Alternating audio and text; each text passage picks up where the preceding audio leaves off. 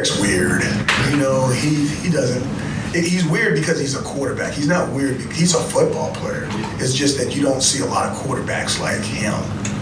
And that's the weird part about him. And I finally learned that you can't talk to him like a quarterback. You have to talk to him like a linebacker. And if you talk to him like a linebacker, then he's not so weird. Welcome to the Cuse Militia Podcast with those two unapologetically biased, orange-blooded homers, Sean and Joe. Give us a like on Facebook at Cuse Militia Podcast and follow on Twitter at Cuse Militia.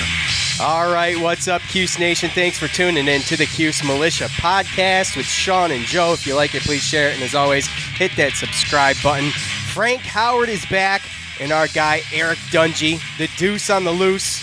He puts on another show. We have the Postgames for Colgate in Boston College. But first, as always, we're going to hear from the good folks over at MyBookie.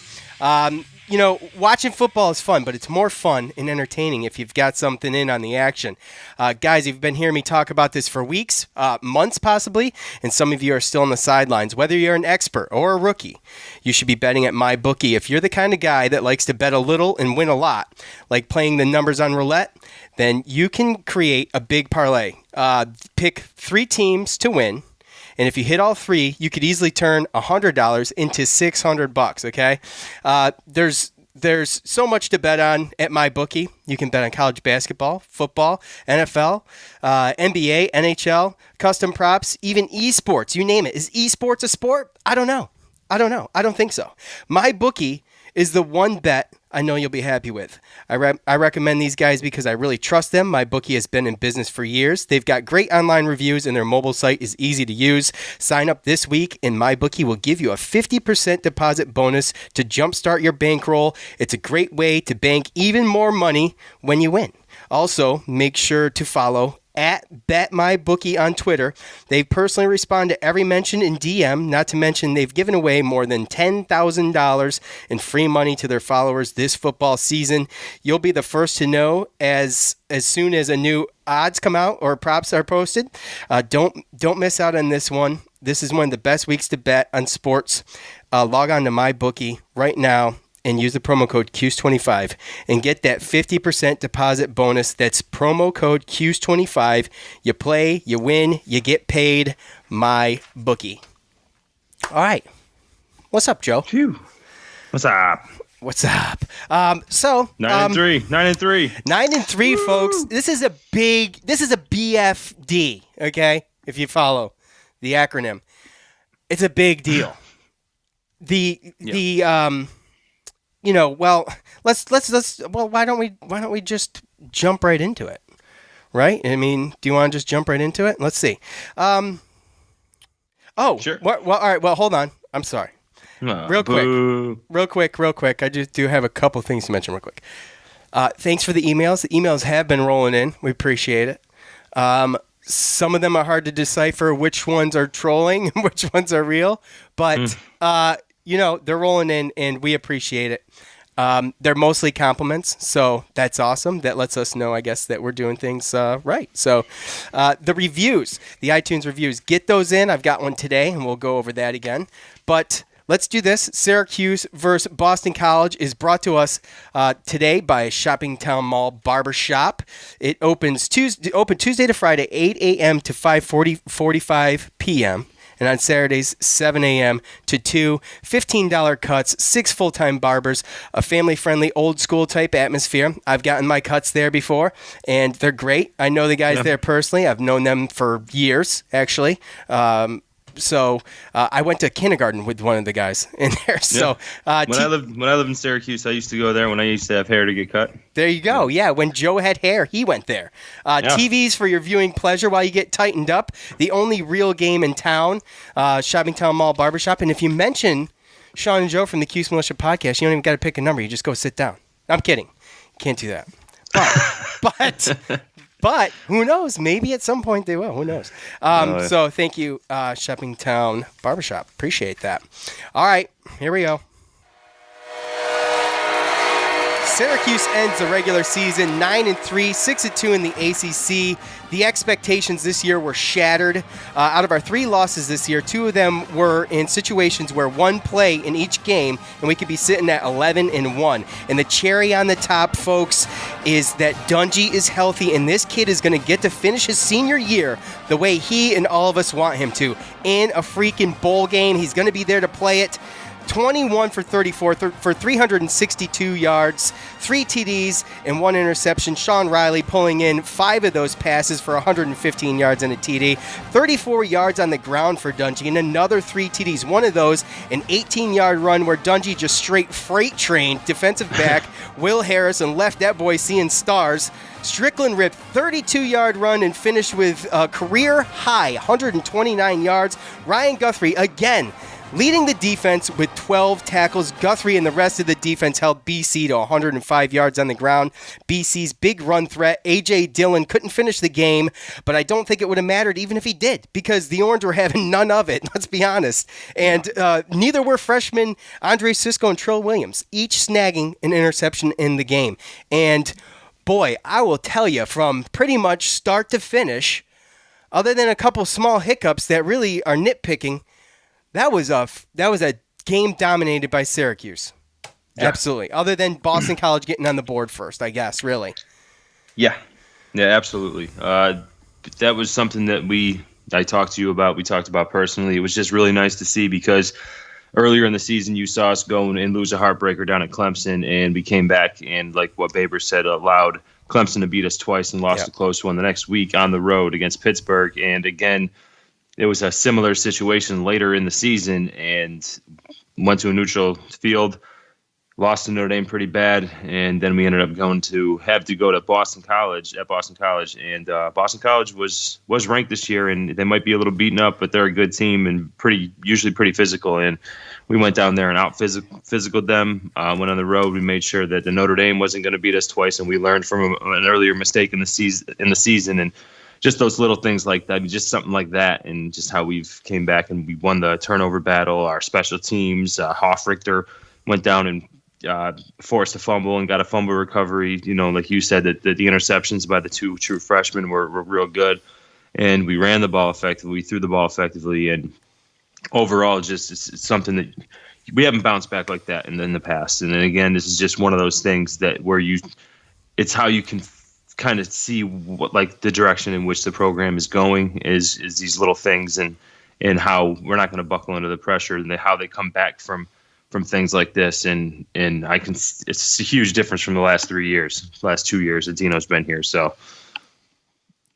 yeah, I mean, you mentioned Hoffrichter. That was unbelievable. Yeah, that dude causes a fumble, then recovers it.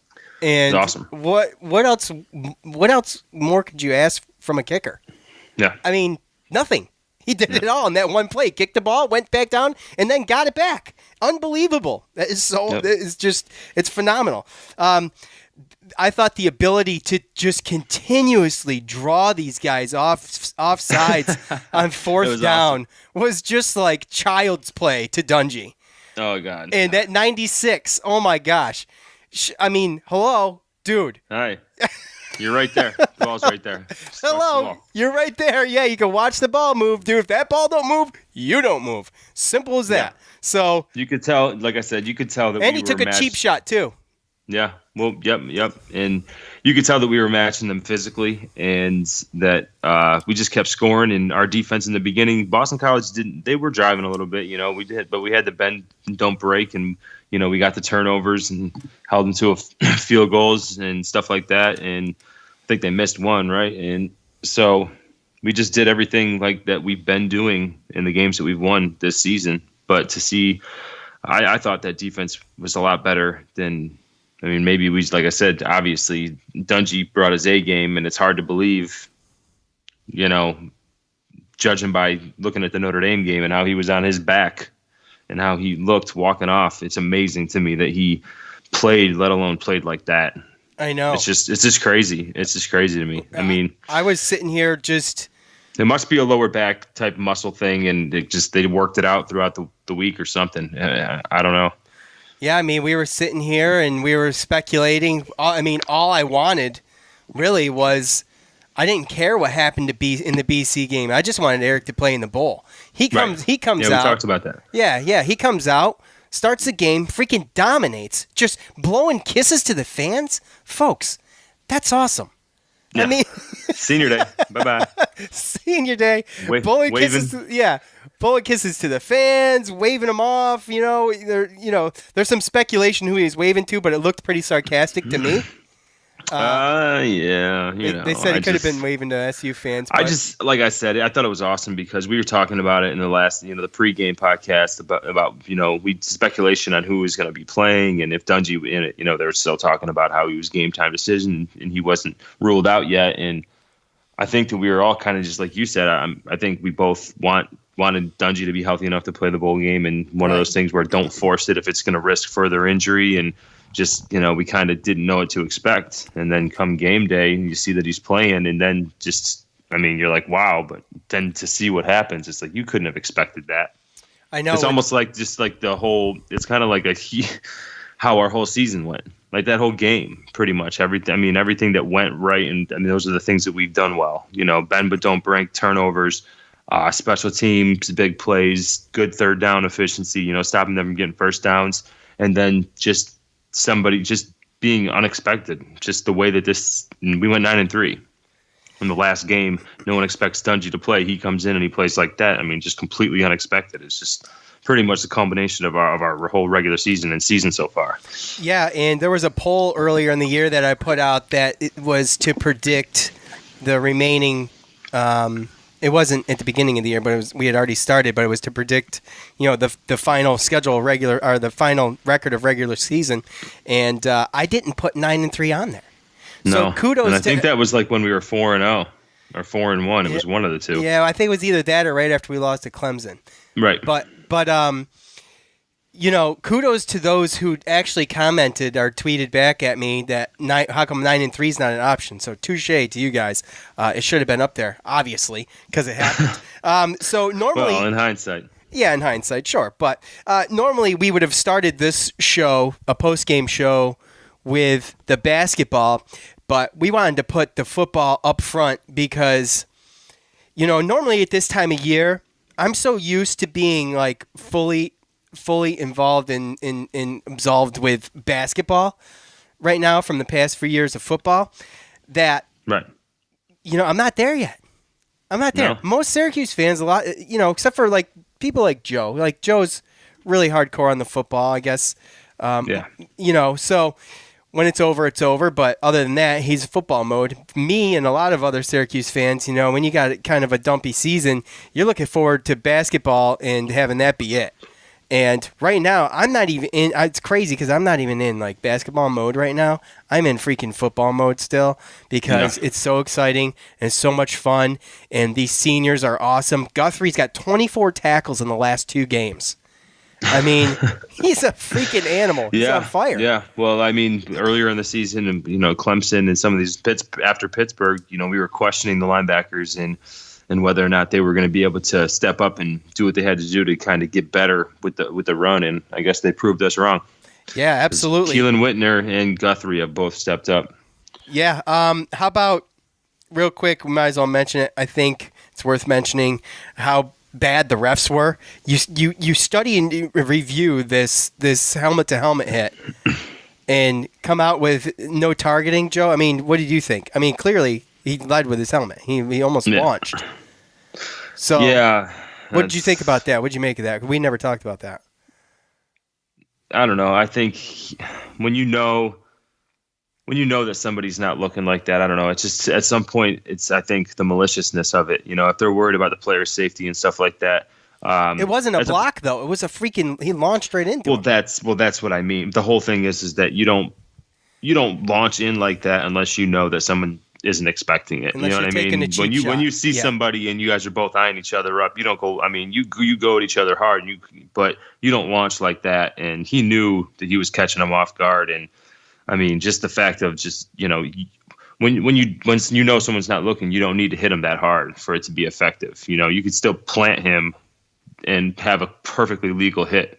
And that was, I mean, he took that hit to take him out of the game. And I think that's absolutely. kind of what you have to look at, It was dirty. It was really dirty, and he looked like he was laid out. And then he was out. Yeah, he was out. Then the other one, Dungy's forward progress stops, and they still drag him back 15 yards. It takes about 5 seconds, and there's no whistle. I mean, what are you doing?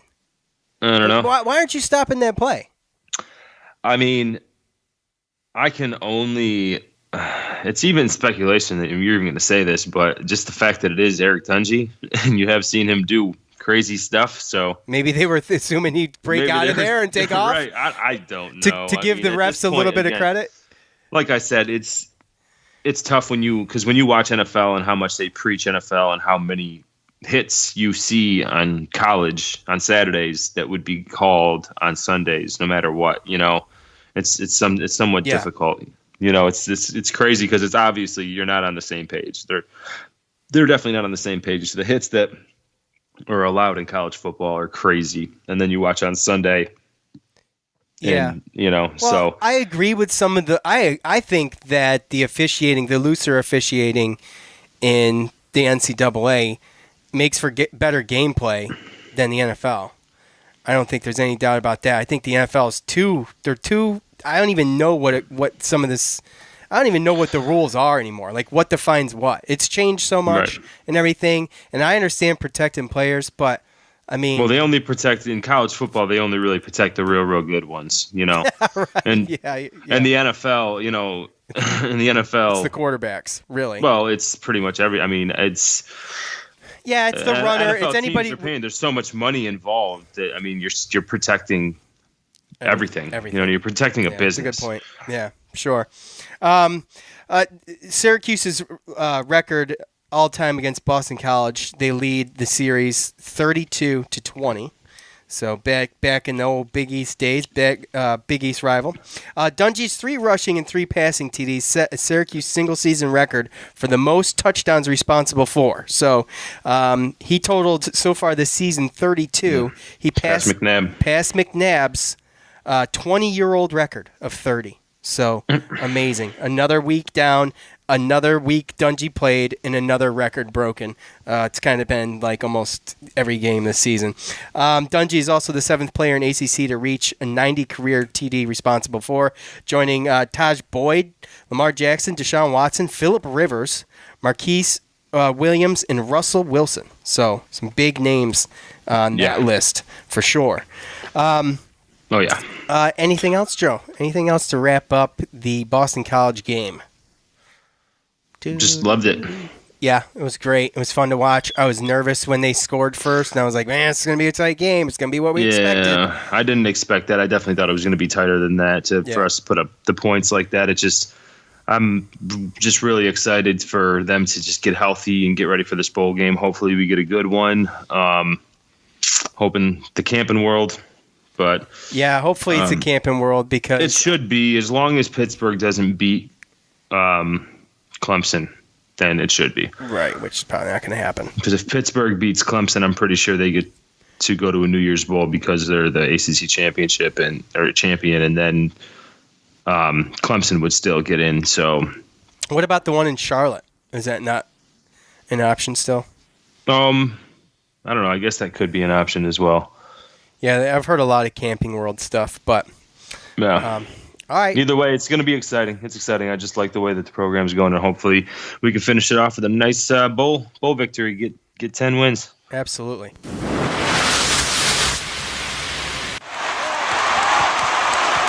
It's time to hear from you, the loudmouths from the Loud House, the best damn college sports fans in the nation. All right, it's time for fan feedback. You all know the drill. At Cuse Militia on Facebook and Twitter. And what you do there is you look for us to prompt you to leave your comments after the game, and we'll choose the 10 best from Facebook and Twitter, and you make it on the show. Then you get famous like that, like our buddy Giovanni. Giovanni joins us at GeoHeater on Twitter. He joins us. He's a CNS student. Giovanni, you are the voice of the North Stars, correct? I am, yes. I do the football play-by-play, and hopefully, depending on scheduling with my musical stuff like that, I'll be doing the basketball as well. Okay, so you weren't in the band, were you? In the parade? No. I also act. So I play lacrosse and I act. So I got a really busy schedule, but sports broadcasting is definitely a career path I want to go into. So. And you're looking to go to the Newhouse School, right? Oh, absolutely. That's my dream. That's the goal. So I'm doing everything I can to work towards that with classes in school, as well as doing stuff like this. I have my own show and stuff that we can get into later. We'll plug the show. So now if you go and you become like a Mike Tirico or something, you're not gonna forget about us, right? You're gonna remember where you got your start, right? Of course. Okay. Love this show, man. All right. Love this show. Okay, yeah. Giovanni he's a listener first. That's how we met him. So, and we met him through fan feedback, leaving his comments. So we want to do this once in a while, bring someone on and have them give their thoughts on the fan feedback. But first, we're going to give away another Cuse crate, okay? So what you want to do is you want to go to iTunes. You want to give us a 5-star rating, give us a written review.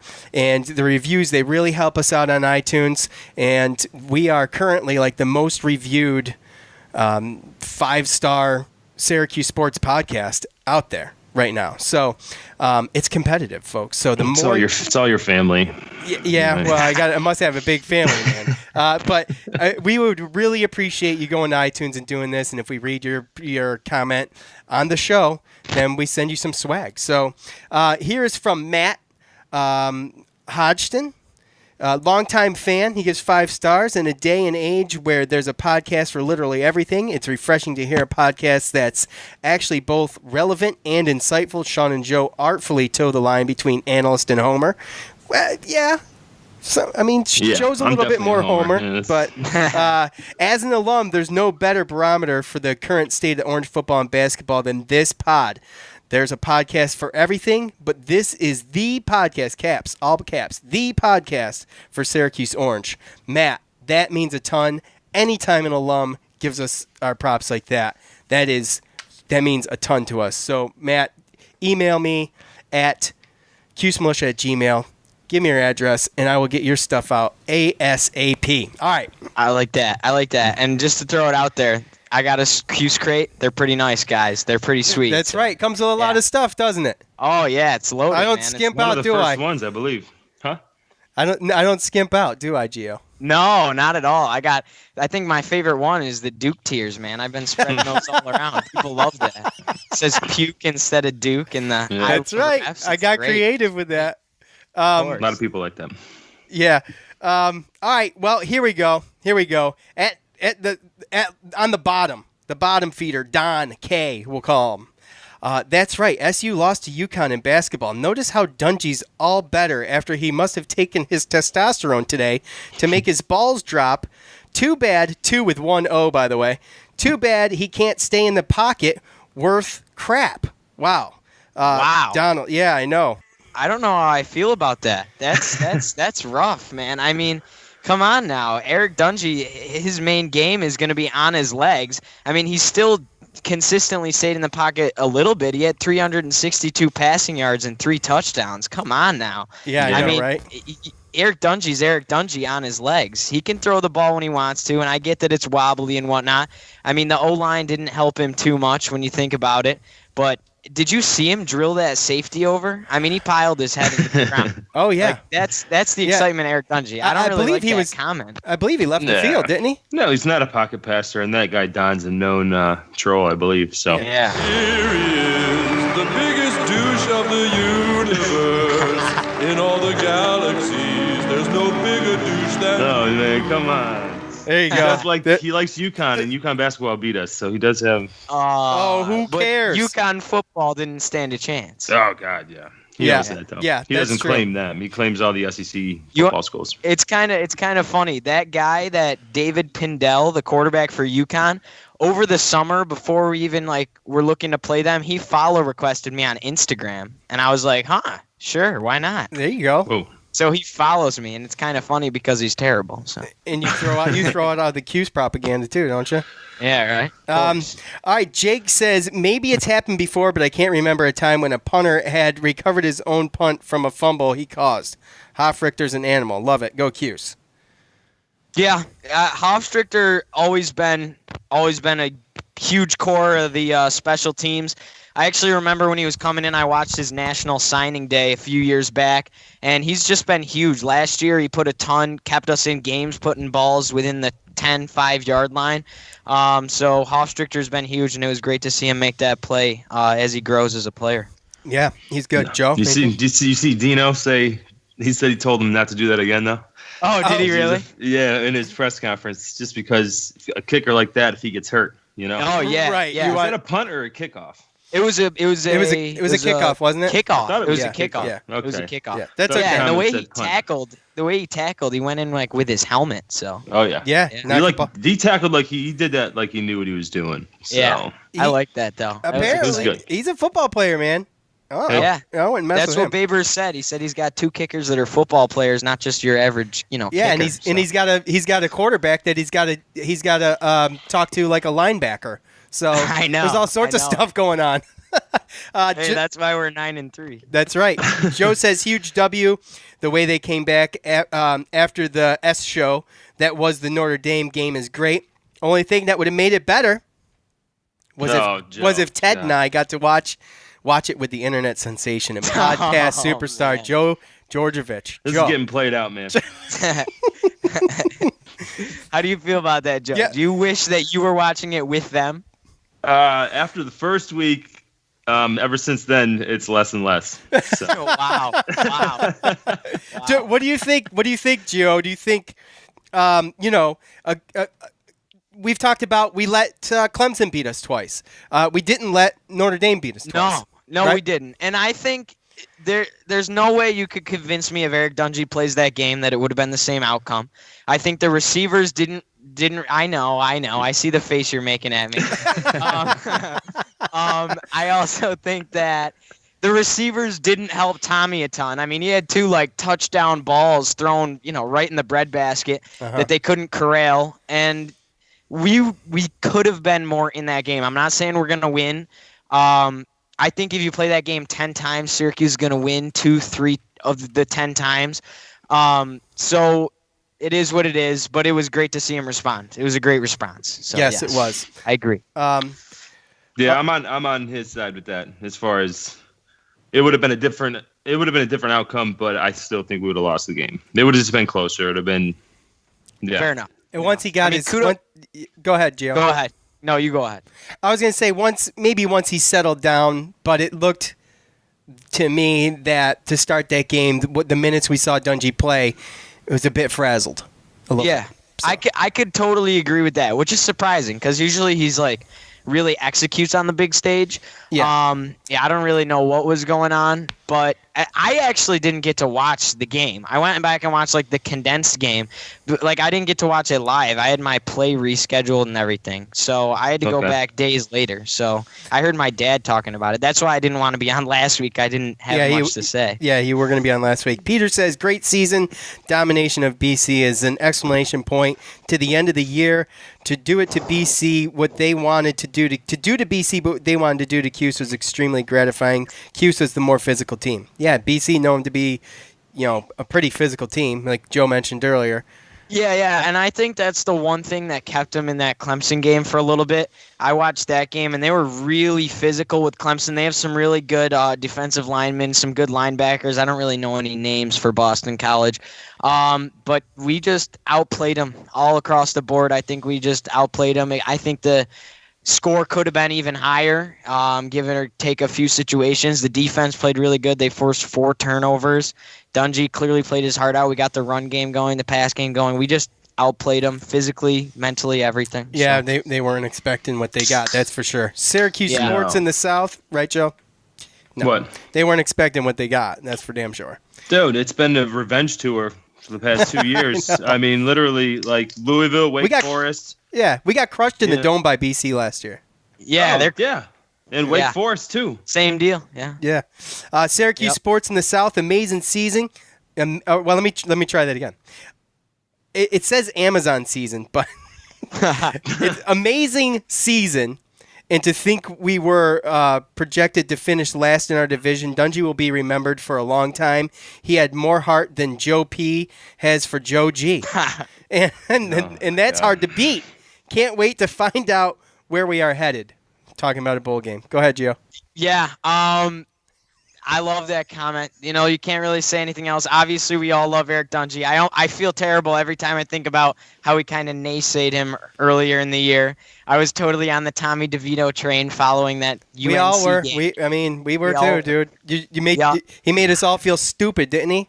Yeah, he really did. But I think Eric Dungy came out in this game like a seriously ticked off person. Like, he came into this game, he was probably mad that he couldn't finish out the last game with the opportunity to stage, and he just came out and he wanted to finish strong. He wanted to give the fans something. He was cocky as all can be, which he always does, and I love it, blowing his kisses to the Boston College fans and throwing the football in the face of the player there. And talking about bowl game, where we're headed, I saw something. We might be playing something like a Texas or even a West Virginia, which West Virginia, a rivalry game, that would be insane against a really good offense with Will Grier. Yeah. So just exciting stuff to close out. I'm almost sad it's coming to an end, though. It's nuts. I know it is a little sad, especially with Dungy going, and it's like, it's a dagger to the heart. This has never happened for me. Like, I've always. I know. I've always how old are you, bro? Football. I'm only 15. So holy cow, okay. Yeah, so this is never, like, I always loved Syracuse football, and all my friends and, like, everybody, they're like, basketball. There's people out there that are just basketball fans, even though they live in Syracuse, and I'm like, come on, I always love football season. I've always gone to the games. But to see it all finally pay off, this is amazing. I know, it's awesome. I was your age, Donovan McNabb's senior year. Mm-hmm. Nice. But since then, after I was graduated high school, it's been pretty bad. So the worst mistake. For my adult life, it hasn't been very good either, bud. So. That's rough. Yeah. You guys have it way worse than me. Yeah, because you guys saw it good too. Yeah. I've gone back and watched so many games on YouTube. I'm like, why can't we have this back? You know, it felt that way at the Louisville game. It was like that type of feel, just having a team come in on senior day and just blowing them out. Yes. Yeah. You know. Yeah. The 2002 to 2006 was awful. Greg Robinson and Daryl Gross was awful. And I had to live through that. That was bad. I'm so sorry. I lived through it too, technically, but I was too young to remember. You're a pre 9/11 baby then. I am a pre 9/11. No, a post 9/11. A post. That's what I meant. I'm sorry. Post 9/11 baby. That's. Yes, that makes me feel old. I don't have a lot of life experiences yet. Well, Giovanni, dude, there's probably no other 15-year-old I would pull on this show. Really? Thank you. Really? It means a lot. Yeah. Joe, right? Oh, absolutely. Thank you. No problem. Robert, great to see the pieces Baber has put around Dungy for his final year. It's good to see him smiling.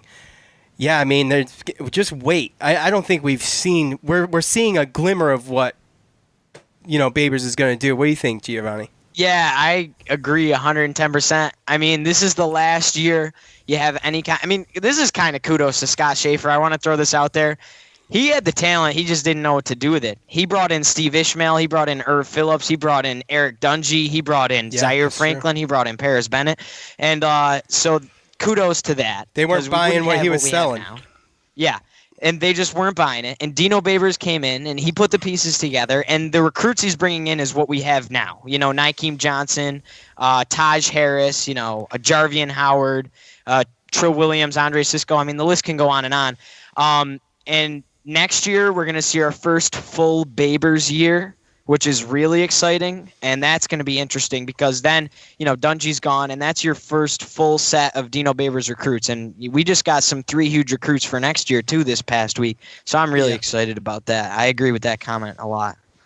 Mike says, our buddy Mike, he says, classic Dungy, I'm so glad he got to play in his last regular season game and didn't look hurt at all. He did not. No. On to a bowl game, best Cuse team since 01. Mm-hmm. Yeah, 100%. I don't think he looked hurt. He ran somebody over, so he was running all over. He was everybody, hurting people. So. Sure. I know. The only thing that he was hurt was when he got that turf burn on his arm. He did. Yeah, which he refused to get bandaged up. Yeah, by the way. I did see that.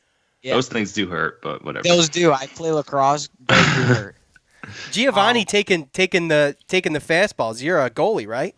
I am a goalie. I love it, man. Yeah. I love it. Quarterback of the team right there in lacrosse. There you go. Dave says, our boy Dave, great game over the Eagles. I think they, as well as everyone else, were shocked that Dungey got to start. He looked awesome. Defense played good and held Dillon to a minimum. Camping World Bowl, here we come. Yeah. I did not think Dungey was going to start at all. I mean, I watch every video. I listen to all Babers stuff. I read almost every article there is. I'm like a super geek about this stuff. And I 100% did not think we were going to get to see Eric Dungey, so I'm obviously stoked about that. A bunch of predictions say Camping World Bowl. I mean, it's supposed to be, from what I read, it's supposed to be the second place ACC team that doesn't get to go to the New Year's Six set. So that should be us. The only thing is they're saying NC State maybe, even though they have a lesser record and they're not second, is because they have a closer fan base. But I think we could get some Syracuse fans down to Orlando. They never even made up one of their games, right? Wasn't that in NC State? No. Yeah, I thought they did. Did they? Okay. I know Virginia Tech has to play one next weekend against Marshall, and they have a chance to go like 6-6, which is ridiculous because I really want to see that stupid streak end. One of them was supposed to play West Virginia. Wasn't that NC State? NC State was supposed to play West Virginia, but they never because did. of the hurricane. They didn't. Yeah. Right. And that would have been a good game, I think. Yeah. So they didn't even play their full schedule. NC State's record. It would have. Because that West. Either way, we should get that. Depending, what they're saying is if Texas beats Oklahoma, then both Texas and Oklahoma will be in the New Year's Six, and then they think we'll play West Virginia. But if Oklahoma beats Texas, then they think that we're going to play Texas. But again, it's all speculation. I'd love to see a West Virginia matchup. That'd be awesome. Almost more so than Texas. I mean, either one's going to be a great game, but the rivalry, bring back the Schwartzwalder Trophy. You know? Captain Patrick. Oh, I lost him. Here we go. He says, I wish we scored 50 plus on old meth head in BC. Or meathead. What? Sorry, guys. My bad. Can't even read, man. Hold on. Yeah, Dude, really these can't. are not always easy to read. Please, go through them and read some of them. I do. Dude. I read them every week. I try and keep the punctuation. I was gonna say, man, are you gonna pick a top 10 where a guy brought up a meth head? Come on, man. Well, it's Captain Patrick. Captain Patrick. He's got a Cuse crate. We know him. I wish we scored 50 plus on old meathead in BC, but I'll take a 3-touchdown win. Dungey had a great touchdown run. Is he our best running back? Our best running back. I hope we don't go to the Pinstripe Bowl again. Then again, I'm happy with any bowl game. And by the way, I screwed that up. He used perfect punctuation. Go ahead, Gio. All right. Sean, we knew you screwed it up. It's okay. You don't got to let us know. All right. I agree 100% to some extent. I mean, best running back. He's our best runner. I don't know. He's not at the running back position. I think he can. They're good at different things. Mo Neal's a lot shiftier, you know. Jarvie and Howard, powerful. Dungey plays with more heart than anyone on our team. I'll say that. Absolutely. He plays with more heart. Yeah. I think what did he say? He said something about the Pinstripe Bowl. He said, I hope we don't go to the Pinstripe Bowl, but then again, I'm happy with any bowl. Yeah. I feel like at this point, the Pinstripe Bowl's a disappointment. Because of where we are. Yeah. And we've been there before. And if we go there, we're going to play someone like Northwestern or something like that, like Boo. We want to play somebody that's been in the conversation like us, like a West Virginia, like a Texas. So, yeah, the Pinstripe Bowl is a disappointment. No one wants to go in the cold. I mean, we just played in Yankee Stadium a week ago. Why would, it just doesn't make much sense to me. So I agree with them. But I'm just happy to be here. Yeah, I think they're better than that. But anyway. Yeah. Last one, and then, Giovanni, I'm going to give you the floor to say anything else to wrap this up. Good game. Right. I'm glad Eric got to finish out the regular season. Now we wait and see what bowl game. Very proud of this team this year. So, yeah, absolutely. Beautiful comment. That was my wrap-up. He said it perfectly. Great to see Eric come out again. It was unexpected. He clearly balled out. I'm excited to see what they're going to do for the bowl game. It's huge. They get 15 extra practices. That's huge. That's when you. Big deal. That's when you build a program. That's when you put Tommy DeVito in practices. That's when everything starts to piece together. So I'm really excited for this next scene of events. They're going to announce the Bulls next Sunday night, and we'll see what happens. All right. All right, so we won't bore you with too much Colgate stuff, but the Colgate Postgame is brought to us by JP Mulligan's. Happy hour every Monday through Friday, 4 to 6 p.m. Trivia Tuesdays, every NFL game every Sunday. And, of course, they play every Syracuse game there. Go there, hang with Cuse fans, stool up, grab a frosty beverage, and maybe some grub. And if Nick's behind the bar, you can get him to grab you some Cuse Militia swag. Just tell him that's really what you're there for. So that and the wings. Well, we were all wondering. Wings are good. Wings are good. We were all wondering if the presence of Frank Howard was going to make a difference. Now, some might say, well, it was only Colgate, and that's true. But I think the proof was in the performance of Tyus Battle when Frank was running the offense. Battle was able to finally do his thing. 8 for 10 from the floor, 3 for 3 from distance, hitting 5 of 9 free throws, and total 24 points. That's a season high for him so far. Now, I only expect that to improve after Howard gets back into the basketball routine with practice, having increased minutes. After being sidelined for 8 weeks, it's going to take a little bit to bounce back from that. Brissett, he missed the only 3 he put up. Thank God he only put up 1. But he was mostly back into his natural game flow, doing what he does best. He followed up Tyus with 17 points. But the man that continues to impress me, and I'm sure both of you will agree, is Elijah Hughes. He matched Brissett's 17. He shot 63% and 60 from behind the arc. Sidibe with a double-double, 10 rebounds, 11 points. Unfortunately, he had to come in off the bench for an injured Chukwu. But the guy, in my opinion, that needs to step up is Mark Dolezaj. This is not what we saw out of him last March, and we're seeing him kind of revert to what he was at this time of the season last year. I want him to see him take more shots and get some more confidence, and because when he did that, he was really helping out come March last year. Joe? Yeah. No, you go ahead, Gio. Oh, me? Yeah, go ahead. Joe. Which one? No, go ahead, Gio. All right. Yeah, touching off of Mark Dolezaj, he was one of my favorite players last year. There's like an inside joke going on in my family with him. It won't make sense to you guys, but I love that guy. And I'm disappointed, man. I mean, he hasn't even been that scrappy like he was last year. I mean, I feel like it'll all come into fruition, but I'm bummed about him. And Boeheim too. Boeheim's been disappointing as well. What do you think, been Joe? Really bad. He's been really bad. It's been. Who, Buddy? Yeah. Yeah, he's rough, man.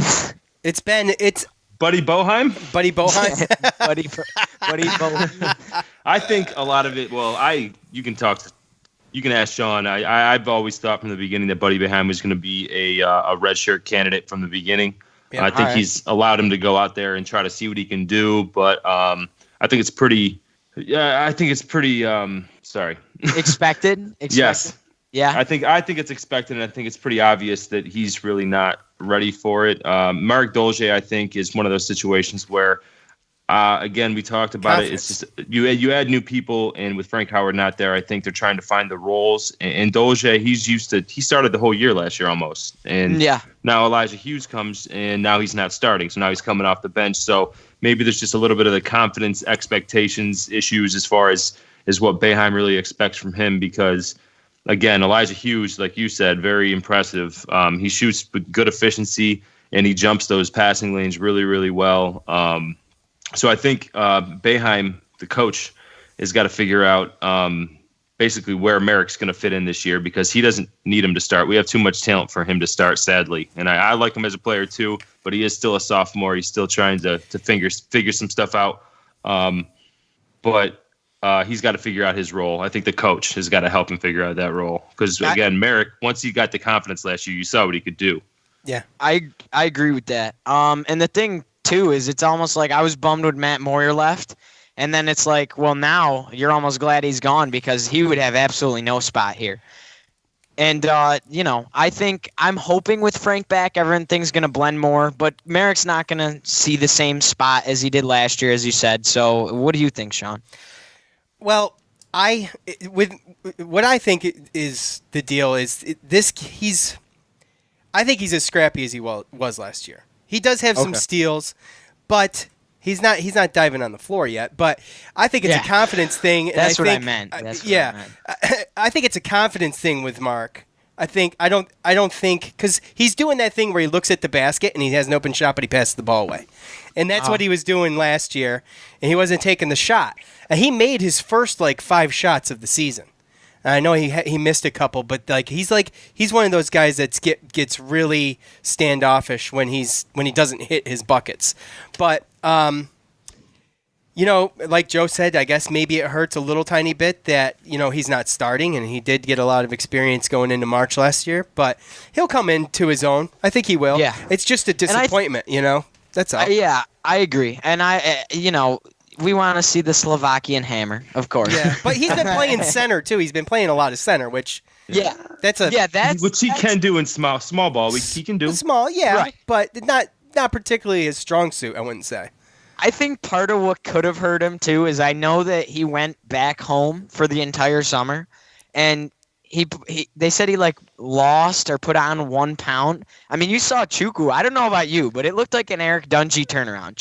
He gained some muscle, right? And I was like, holy crap. We talked about that. Dolezaj, I don't know what he did when he went home, but it's clear that I think some of the guys on the team really busted their butts. Not saying he didn't, but that could have hurt him. You never know. I mean, he could have came onto campus a little bit later than the rest of them, didn't have the same mesh, didn't meet the new guys beforehand like some of the rest of the team might have. So maybe there's a mesh thing going on as well as the confidence. Yeah.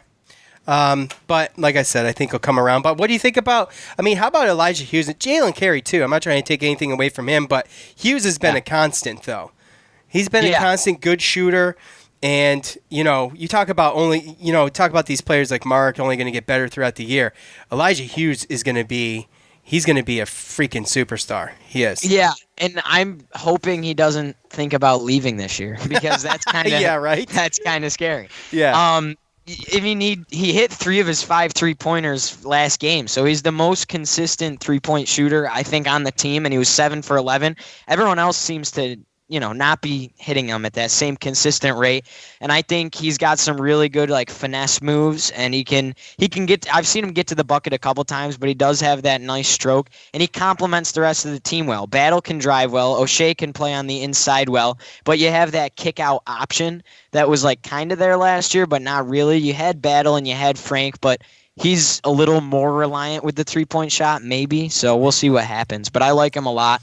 And Carey, he dropped 26 on UConn. I mean, he did have 8 turnovers or something like that. But he can clearly score the ball. I just don't think he's ready for the leadership position. No, he's not. He's probably better in the 2 spot. I mean, even Tyus isn't ready for the leadership position. No. So it's not his thing. Tyus wasn't. Yeah, it's not his thing. You have to have a special personality for that. And I'm kind of surprised Frank has it because you don't really see it on the floor. But you could see the difference, though, right?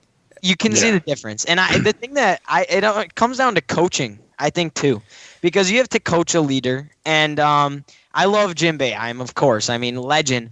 But it's getting to the point where it's you see some of these other teams, they're huddling before things. The team itself is more together. And I don't know if the team's necessarily bought into Jim Boeheim. I mean, I know he's a Hall of Fame coach, but he doesn't have the same impact that a Dino Babers has. I mean, everyone says they hated what Dan Hurley did for UConn and how amped he was, but did you see how that team bought in and how excited that team was? And that's why they beat us. So, he's a douche. Of course. Don't make me play my song again. I'm just saying you can't do that forever though too. So. Oh, I agree. Right. Banheim did that. He'd have a heart attack. He can't do that stuff. He would. So he there'd saves be it. boogers falling out of his face. Yeah, exactly. All right, Joe, anything to top this off here as we give Giovanni the floor to plug his Twitter and all that? I thought that, like you talked to Howard, it was rusty in the beginning. The first half was obviously it was close to or at halftime, and our defense came out and kind of forced them to just shoot threes. They lived and died by the 3, and they didn't even hit them in the second half. And we came out and did what we had to do. And even though there was some rust, I think that the offense did look a lot more fluent and a little bit better and crisp with Howard out there. Again, I think it's just going to be the roles. Boeheim figuring out, the allocating the minutes and who's going to play where and for how long and with who and, the lineups and stuff like that. There's still a long way to go to see the final, the end of this team, the final product. But again, we just got to get it right because we got some more tough games coming up. Yeah. Agreed. And to touch a little bit on that, it didn't even really get going for us till the 13-minute mark in the second half. I mean, it was 35-32 at half, and usually we're in the 20s at half, so that was nice to see. But we didn't pull away for a while, so yeah. Tyus Battle, kind of. I hope he can live up to his preseason All-American expectation, but the 24 points was a good start. Yeah. Well, Giovanni, you don't mind us calling you Gio, right? Because it's just easier. No, one or the other, whatever you want to do. Do people call you Gio? Yeah, all my friends and stuff call me Gio. All right. Well, really appreciate you coming on. Thanks for taking the time. Thank you for having me. Like I said, we wouldn't normally have, anybody really on, Right. but we want to do it. We don't just have everybody. Yeah, right. We want to do it once in a while with people who I think are devoted fans, and I know you're a devoted fan, and I know what you do for your school. And all the things you're juggling as a young kid, man, you got a bright future. And that's not easy, man. No, it ain't easy. No. Just keep your head on straight. And you're taking advice from a guy who basically pissed away his childhood. So, take it from me, buddy. You're on the right track. Okay, you keep doing you. All right. Tell everybody where they can find you, and tell them about your YouTube show real quick. All right. So I'm on Twitter at GeoHeater, as Sean said. I'm also on YouTube. If you just type in my name, Giovanni Heater, and you go ahead and click on the channel, you can like that, subscribe. I have a show that I do. It's called Orange Heat. I'm actually an episode behind. I've just been so swamped. But I just basically do this. I just go on and I just talk for about a half an hour about, do a pregame, postgame preview, and I would have never known any of that stuff without watching your guys' show. So thank you and kudos to you. That means a lot. I appreciate that, man. Of course, man. And then I'm also on Instagram at GeoHeater. I try and promote myself a little bit, but this is definitely a huge step. I try and get, I have a bunch of friends and family that watch it, but I'd like to grow it to more of a Syracuse fan base. So I just want to thank you guys for having me on. This is a little bit of a dream come true, to be quite honest. It's been a lot of fun, and I'm excited to see what the future holds. Awesome. Well, Good stuff. Today, for Joe and Gio, I'm Sean. Can I do the piece with you, Joe? Can I do the piece? Oh, yeah. Absolutely. Oh, all right. I'm Sean. We're out. Peace. This has been the Cuse Militia Podcast with Sean and Joe. Be heard. Contact us on Facebook at Cuse Militia Podcast and tweet at us using #CuseMilitia.